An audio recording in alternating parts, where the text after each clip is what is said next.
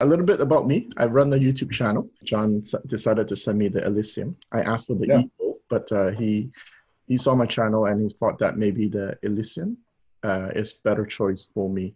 So I listened to it and I got a few questions. You see, I want to make a video that will get people excited about it, but I don't want to make a video that's too detailed. I don't want to make it like a commercial, but rather it's more like I'm telling you as a friend, go check these out because they're fantastic. So that's my approach. Maybe you can tell me a bit about yourself then. Okay. Well, I've been in the audio business, I suppose, for over 45 years, one way or another, both in retail and manufacturing and designing and also writing for hi-fi magazines. So pretty varied career, really. But my main interest is designing loudspeakers. I've always been fascinated by loudspeakers. And I got into it in terms of real designing and manufacturing in 1978. Set up the first company, Haybrook, in 1979. And went on from there to work for Mission in the UK. And then when Mission was bought by the Chinese, it transferred to China. And so I'm now looking after 6 brands in the UK design of the Chinese company, IAG Group.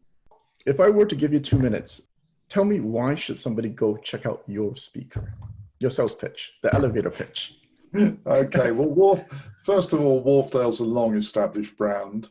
I grew up with Wharfedale. In my teen years, I built some Wharfedales from kits. So I've had a lot of interest in the brand. I understand the ethos of the brand, where it's coming from.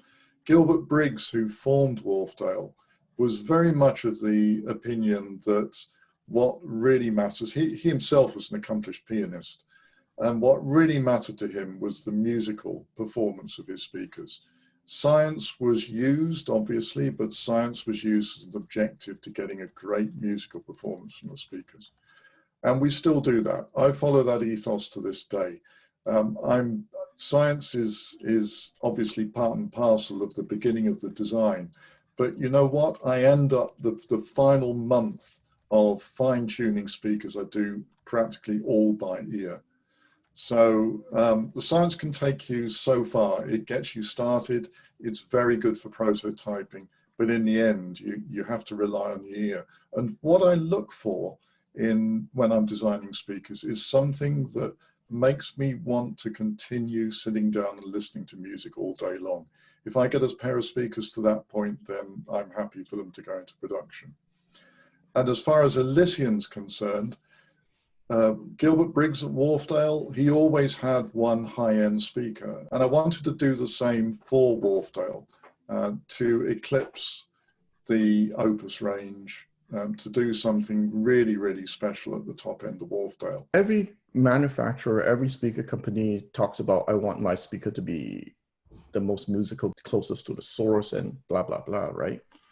So that's why I'm trying to find something in our conversation where you really stand out from the crowd. You mentioned about you fine-tune it by your ear, right? The last month or so. This for me stands out from the crowd. It's not all just by graph, by measurement. You're somebody who's passionate about music and you fine-tune it by yourself. You see, I'm a Focal fan. I have a lot of Focal speakers. Now I've gone through about 80 pairs of speakers myself. When I listen to this speaker, it is a big difference from Focal speakers. Focal, you know, right? Is there a reason why you voice it this way? I know you can sit forever listening to them. Listening fatigue is non-existent with the speaker. So exactly, and that's the point. I mean, I understand you're a Focal fan from when, and I can only, obviously all this business is subjective. Yeah. The only thing that I would say when I listen to Focal speakers is I hear all the detail. You know, it's very true through to the source, but I don't want to sit down and listen to music for hours on them. They sound like a very, very analytical measurement tool in a way. You know, it's like you're measuring what is going on in the recording as though you're measuring what's going on in the source. It's a very analytical tool, but it doesn't draw me into the music. For me, music is all about an emotional connection. It's an inspiring thing, music, because it does away with the need for words. It gets right through to our emotions in a way that very other little art can do. And it rouses us. It makes our feet tap. It makes us want to get up and dance around the room. It can drive us into depths of despair and sorrow if it's that type of music. You know, this is fascinating stuff. Mm-hmm. And I've tried to analyze over the years what it is in hi-fi systems that enables us to do that. And obviously it's very difficult to pin down. But with loudspeakers, I have a fairly good idea of how to get to that stage. And I pride myself on doing demonstrations at shows and also listening to customers. And they always say to me, you know, we just love listening to music on your speakers. So I think I'm fulfilling the brief. So let's zoom in on the emotional connection then. You see, when I listen to tubes, I noticed that it does bring out a lot of emotion, let's say compared to Class D amps, okay? Yeah, absolutely, absolutely. So what makes it bring out emotion? This is a question, a general question I'm asking, because I'm struggling to explain to people where there's some system where I listen to, wow, there's a lot of emotions. What is it? Is it because it's rounder, it's softer? Is it, you know, I'm trying to find the words for it. Okay, So it's I would position it the other way. It's what stops a sound being emotional. That's the most important thing, and the things that stop hi-fi having that musical emotional connection, I've found are things that disturb the ear-brain connection, and very often it's things that we don't consciously hear, but which our brain picks up on that unsettles us. So if we start with, let's say we look for a balanced sound. By balanced, I mean that the musical tones and harmonics across the entire audio range are in balance with one another. So when somebody plays a cello, it sounds like a cello. When they play a piano, it sounds like a piano. It doesn't sound a grand, you know, you can get loudspeakers that make grand pianos sound like uprights. Yeah, mm-hmm. You can get loudspeakers that make cellos sound like violins. That is upsetting, and it's that upset that draws you away from the music, because your brain's telling you there's something wrong here. There's something that's unnatural. So by aiming towards a balanced tonality, Mm-hmm. that gets you off in the right direction. And then, of course, there's distortion that really disturb us when we're listening to hi-fi systems. And if you can get rid of those, or at least bring the levels down to a point where they're no longer particularly worrying, let's say. You can never get them down below audibility, but let's get them down to the level where they're almost below audibility. Mm-hmm. Then you start getting something where the hi-fi system starts to disappear and you're just listening to the musical performance. One thing I noticed with your speaker is that despite it being very big, it disappears in my room. Absolutely right. Yeah. I don't know why. And well, I can give you a few clues as to why. Okay. For example, can you hear the individual drive units? No. Oh, no. I mean, it sounds like it doesn't sound like a loudspeaker because you can't hear the individual drive units. You take a speaker where you can hear the drive units, and yes, it might sound very detailed and very, let's say, inspiring in terms of its detailed performance, but it still sounds like a loudspeaker. It doesn't disappear. You see, one of the things with vocal is that, like, something to play that sounds very sharp, I can pinpoint where the tweeters are, and it takes me out of the experience where, you know, I'm in an auditorium, for example. So when I listen to your speakers, like these big orchestral performance, I can feel that I'm there. And also it has the weight and the capability to produce the low notes. Most of the time we listen to small speakers and we use the bass with a certain performance, right? But the thing is that I got a chance to listen to many high-end speakers in my life. And I noticed with all high-end speakers, they're full range. And that's one thing I noticed with your speaker. Yes, I think that, I mean, these are big loudspeakers. I don't know how big your room is, but they are designed for a largish room. And in a medium-sized room, there might be a little more bass power than you'd normally expect. On the other hand, I find people like that. It's better to have a speaker with a little more bass power than being lean. Let's say I have two speakers, one, as you mentioned, regular dome and one with AMT. Can you think of any music I can use to display, to showcase where the distortion shows up? Oh, well, just listen to a really, really good recording. And sometimes the old jazz recordings are best for this. Just listen to Dave Brubeck and Tape 5 and listen to the cymbals. Okay, so what I'm listening for... Well, you know, does it sound like a real cymbal? Can you hear the shimmer? Can you hear the tail of the cymbal? After the cymbal's struck, there is a tail which it carries on shimmering, and then it dies away. You know, are the silences between the cymbal strikes real silences, or is there something happening in there?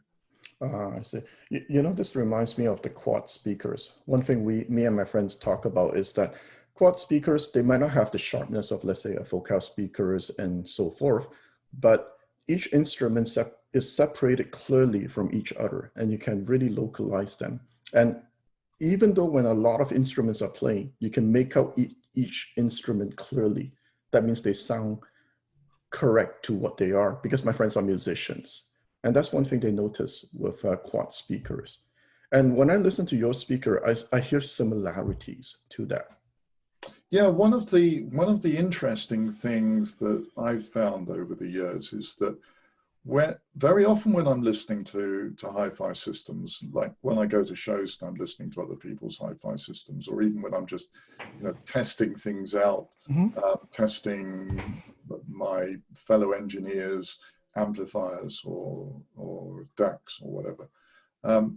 If the main performer dominates the scene, so if I'm listening to a band where you've got a female singer, if she's dominating the scene and she's taking my attention away from the other instruments, then it's not going to be a musical performance, because that's not what happens in real life.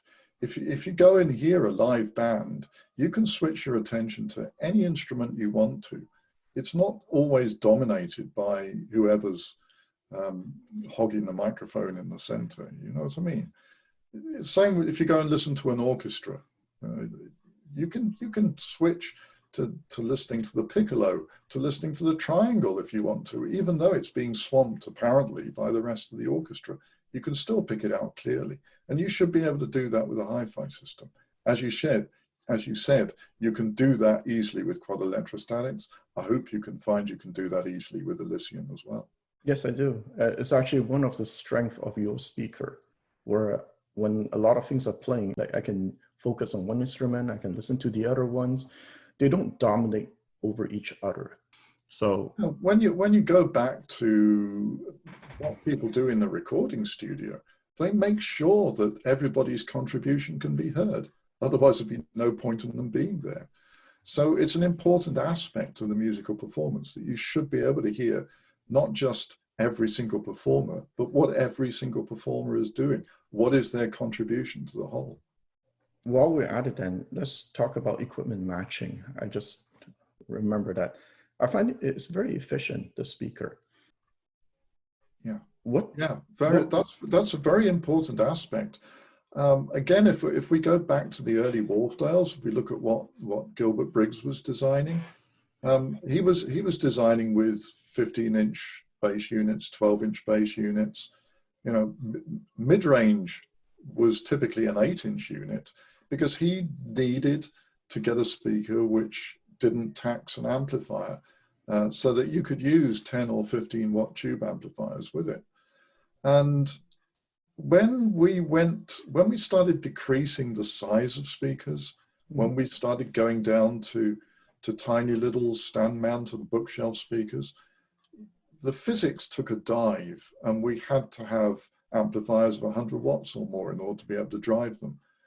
But what I've found with amplifiers is that the more you ask them to do, the harder they're worked, the worse they sound. Mm-hmm. So I'm on a drive to get the efficiency of speakers back up again. And that means for the homeowner, that means having bigger speakers. That means going back to the days when, you know, you did have 8-inch and 10-inch drivers, or even bigger. Mm-hmm. I'm starting to work with bigger drive units for Wharfedale now, and a fairly large cabinet to go with it, so that we use that extra drive unit surface area. Obviously, you know, we've got 2 9-inch drive units in the Elysian 4, together with a fairly large internal volume and a good baffle width as well to work with. That combination gives us a sensitivity of 90 dB or more. And it makes the job of the amplifiers got to do so much easier, so that you really get a much better feel for the dynamics of the musical performance. Any closing remarks that you want to put in? You know, you talked about the mid-range. I don't know why you picked that out in particular, but one of the things that I really focused on with Elysian was bringing the performers into the room. For years, the British sound, as encompassed by things like the Spender BC1, some of the older Harbeth range and so on, were characterized by what I would call a very distant mid-range, compared to, you know, the West Coast sound of American speakers, which were very forward and upfront, the sort of typical JBL presentation. And when I was in retail in London in the 60s and 70s, I was absolutely amazed by the difference between, I mean, we had one dem room which had IMF TLS 80s and the big JBLs in there. And you couldn't imagine a more different presentation. And it was like, well, okay, if you like rock music and you like jazz, maybe the JBLs are the ones to go for. And if you like classical, then maybe the IMFs are the one to go for. And I thought, this is ridiculous. We should be able to make a speaker which plays all types of music. And with Elysian, I had my chance to create something which was not laid back and not too forward. It's just right. It positions the performers in the room with you.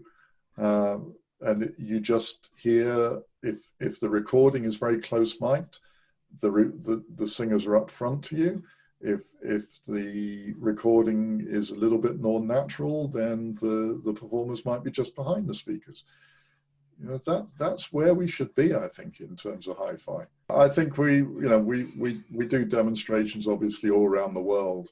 And I mean, for instance, you know, in February before the lockdown, I went over to Germany to visit Stereo Magazine, introduce them to it. And we went into their dem room and we put a few things on, and the reviewer just went through, and we spent the whole time talking about music. We just stopped talking about hi-fi, you know, because they were like, well, let's play some old Beatles. I said, yeah. So you know, we played Yesterday, and then I told them about how it was recorded, because I know, you know, I've met engineers from Abbey Road who told me how it was recorded, and they just said, well, just listen to Paul McCartney's bass on this, because, you know, the engineers used a particular method to capture that, and they would go, well, yeah, we can hear that. That's what it's all about, you know, really getting into the music, enjoying the music. I wonder now what some people like Thomas Alva Edison would make of what we can do in terms of bringing a musical performance into the room in such a way that you can close your eyes and you just don't believe there's a hi-fi system there. That would just blow his mind. Yeah, well, one thing I did with your speaker that I don't usually do with my other speakers that I try is that I actually turn the lights off and just listen to music. Yeah. Because I love the effect where, damn, I have a big hall in front of me. So I'm really glad you found that. That's great to hear. Thank you. All right, so I guess we'll wrap it up at this point then, Peter. Okay. So yeah, thank you very much for your time then.